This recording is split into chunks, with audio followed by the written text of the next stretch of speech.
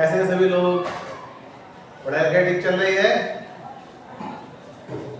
आज का वीडियो जो मैं शूट कर रहा हूँ, ये जो मैंने इससे पहले वीडियोस बनाए थे फ्रेंच रेवोल्यूशन से जुड़े हुए, उसमें हमने रीजंस के ऊपर बात की थी कि फ्रेंच रेवोल्यूशन के कौन कौन से महत्वपूर्ण कारण थे। केवल कारणों की मैंने लिस्ट आपको दी थी।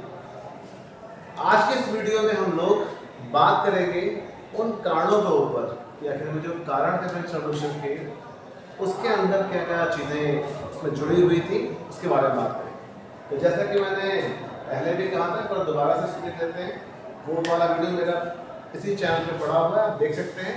तो सीधे हम बिना समय गंवाए मेन कंटेंट पे आएंगे। पहला रीजन जो था फ्रेंच रेवोल्यूशन का,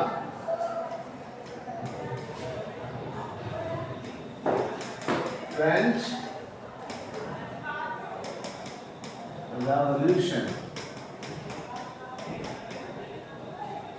हम रीजंस की बात कर रहे थे, तो रीजंस में जो पहला पॉइंट था वो था, first one was social discrimination. Hindi में कहेंगे इसको तो कहते हैं सामाजिक असमानता।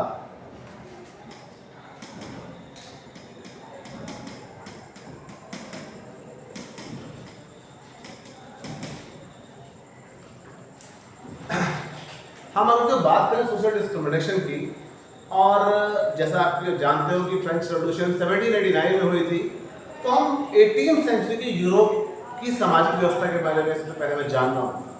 तो हम कह सकते हैं कि जब 18वीं सेंचुरी जो यूरोप था,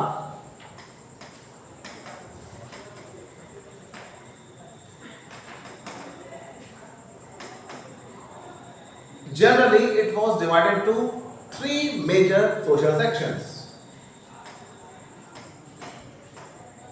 3 अलग अलग समाज के अंग थे। पहला उसको बोलते थे फर्स्ट स्टेट। एस्टेट का मतलब था वर्ग या क्लास, हिंदी में बोलेंगे तो इसको बोलेंगे वर्ग। सेकंड ग्रुप था वो सेकंड एस्टेट।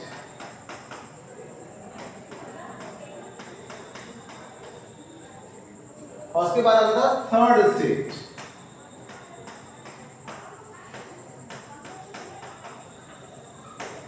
ये 3 अलग अलग सामाजिक वर्ग पूरे यूरोप में एग्जिस्ट कर रहे थे, और फ्रांस में भी ऐसे वर्ग एग्जिस्ट कर रहे थे। अब देखते हैं कि जो फर्स्ट स्टेट था उसमें कौन सा सेक्शन आता था। तो जब बात करें इसकी हम, तो फर्स्ट स्टेट में रिलीजियस क्लास था,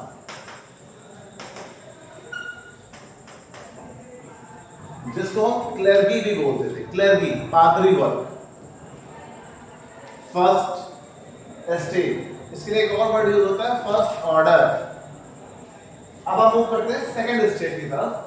सेकंड स्टेट की बात करें तो सेकंड स्टेट में आपका नोबल क्लास था, यानी कि यूरोप के जो लैंडलॉर्ड्स थे वो सेकंड क्लास के अंतर्गत आते थे, नोबल क्लास। और जो थर्ड स्टेट था, दैट बिलोंग टू अ, बता सकते हो कोई?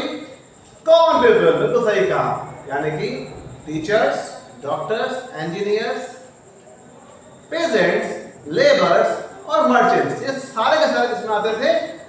थर्ड स्टेट में, यानी कहते हैं कॉमन मैन, कॉमन मैन। तो ये सोशल डिवीजन था पूरे यूरोप में, और ऐसा डिवीजन कहां पे था? फ्रांस के अंदर भी था। अब हम देखेंगे प्रॉब्लम कहां पे थी, और ये सामाजिक असमानता फ्रांस में किस प्रकार से एग्जिस्ट कर रही थी।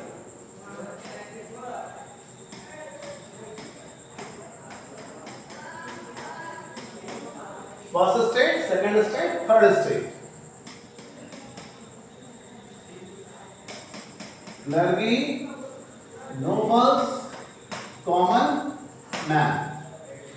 हुआ क्या कि यूरोप में एक सिस्टम था, मिडिल यूरोप में और बाद में मॉडर्न यूरोप में भी सिस्टम 1789 तक बना रहा, कि क्लर्गी क्लास जो था और नोबल क्लास था, इन दोनों क्लास को बहुत सारे बर्थ बेस्ड प्रिविलेजेस मिले हुए थे, यानी कि जन्म आधारित विशेषाधिकार, जिनके चलते इनके ऊपर कोई भी टैक्स लगेगा नहीं लगेगा?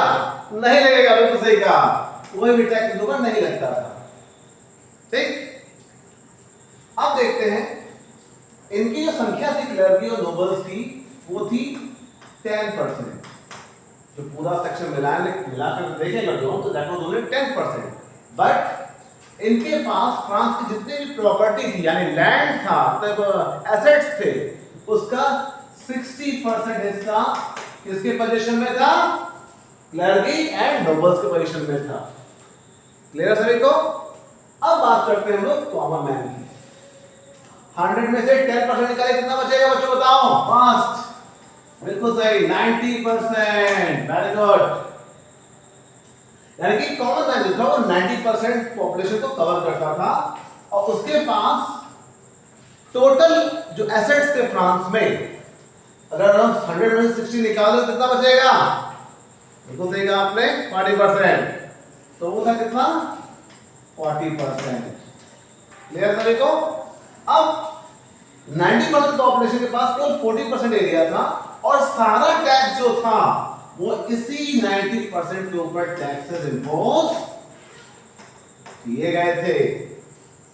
तो ये एक प्रकार की असमानता थी। और एक चीज बता दें आपको कि कोई भी व्यक्ति थर्ड स्टेट में जो था, वो कितना भी पैसा अर्जित कर ले, मर्चेंट हो, बहुत बड़ा डॉक्टर हो, इंजीनियर हो, कुछ भी कर ले, बट वो अपनी सोशल आइडेंटिटी को चेंज नहीं कर सकता था, यानी कि अपने आप को सेकंड या थर्ड ऑर्डर, फर्स्ट ऑर्डर में लेकर के नहीं जा सकता था। तो ये सामाजिक असमानता फ्रांस में एग्जिस्ट कर रही थी, जिसका बहुत बड़े स्तर पर विरोध हो रहा था। जो कॉमन मैन था, वो जो 90% था, वो कहता था कि टैक्सेस का बर्डन जो उनके ऊपर आ रहा है, वो बर्डन स्विच ओवर होना चाहिए, जिसके ऊपर सबके बीच में डिस्ट्रीब्यूट होना चाहिए, जो बिल्कुल जस्टिफाइड मांग थी। तो ये सामाजिक असमानता की बात मैंने आज इस वीडियो में की है। आई होप ये वीडियो आपको पसंद आया होगा। ऐसे वीडियोस को देखने के लिए चैनल को सब्सक्राइब करें, वीडियोस को लाइक करें, शेयर करें, ताकि ज्यादा से ज्यादा लोगों को इसका लाभ मिल सके। धन्यवाद।